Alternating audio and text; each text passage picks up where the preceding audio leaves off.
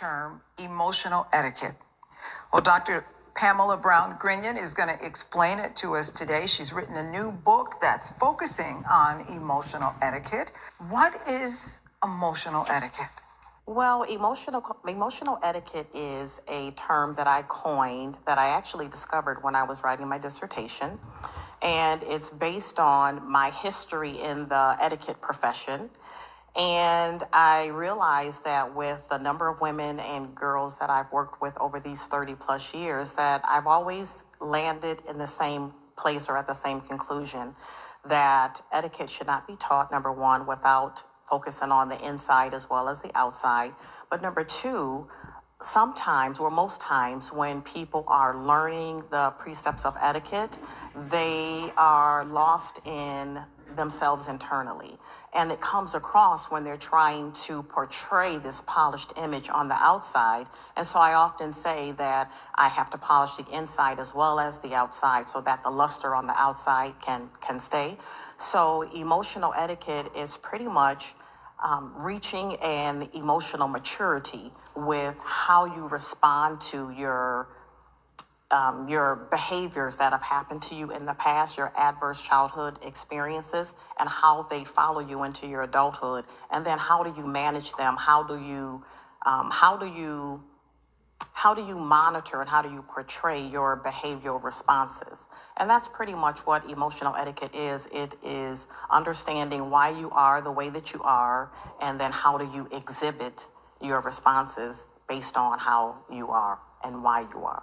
So it sounds like you go deep, you go back into the person's childhood to figure out why they respond the way they respond. I kind of navigate them, and people say, well, you're not a therapist. I'm not a therapist, but I am a trauma-informed practitioner as well as an etiquette coach. So I've just kind of married the two.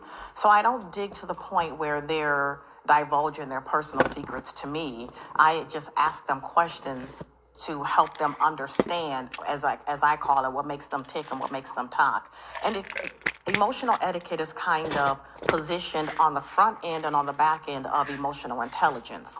Emotional intelligence tells you to be aware of your emotions and to be aware of the emotions of people in your vicinity. Well, emotional etiquette tells you to understand why you have these emotions, and then you fall in that middle of emotional etiquette, emotional intelligence. And then on the other side of emotional intelligence is the other side of emotional etiquette, which is how do you respond to these emotions that you're aware of, and you can do it better because you understand why you have these emotions in the first place. So I kind of take people on a tracing their genealogy for their emotions. So let's talk about the book. It's called She Rises. It's an intimate book. There's a lot of my personal stories in there. I talk about my adverse childhood experiences. I talk about the things that I've overcome in life, and I use that as the foundational stones for the book and why I wrote it in the first place, because I was one of those women that were in leadership that was experiencing burnout, that I realized that my burnout was emotional, it was physical, it was spiritual, it was all the things. And I didn't understand how to manage it, although I was polished, right? I looked like I had it all together, but on the inside I was broken.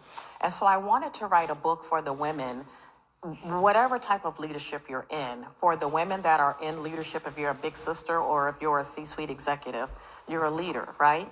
And so I wanted to write a book for the women who appear to have it all together in public, but then when they go home and they get undressed, they take off the hair and the lashes and the makeup and your fine, designer attire. Who are you? And with my years of coaching and training, I found that a lot of women, when they go home, they're not pleased with themselves because of their adverse childhood experiences that have been undealt with, that have followed them into their adulthood. So how can people get the book? They can go to my website, and it is stanstore / I am Dr. Pamala, or they can scan the QR code. I hope that you guys can put that on the screen. Or they can just reach out to me if they want to know. They can call me at 585-454-9827 and ask any question that they want to ask about it. And we'll be right back.